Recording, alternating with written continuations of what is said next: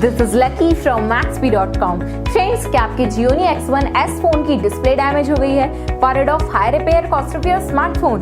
Don't worry, you can now buy high quality replacement display for your original Gionee X1s at a very affordable price from Maxbhi.com and can fix your phone yourself at home or get it repaired by any professional very easily। जी हाँ दोस्तों, आप हमारी website Maxbhi.com से अपने Gionee X1s की नई display खरीद के अब बहुत ही कम दामों में अपने फोन की टूटी हुई स्क्रीन को सही कर सकते हैं। This amazing contrast and high brightness display touch combo folder is a 100% genuine quality product which works similar to your original display with the perfect fit for your Gionee X1s। इस display को पहले हमारी quality team द्वारा check और inspect किया जाता है और क्वालिटी अश्योर होने के बाद ही ये डिस्प्ले आपको भेजी जाती है। साथ ही साथ हर Gionee X1s की display Maxbhi trust replacement warranty के साथ आती है, जिससे आप श्योर हो सकते हैं कि डिस्प्ले खरीदने के बाद आपको कोई भी परेशानी नहीं आएगी। फ्रेंड्स, Maxbhi.com पर ऑर्डर करना बहुत ही इजी और सिंपल है। हमारी वेबसाइट Maxbhi.com पर अपने प्रोडक्ट को सर्च करें और प्रोडक्ट पेज पर जाकर बाय नाउ पर क्लिक करें।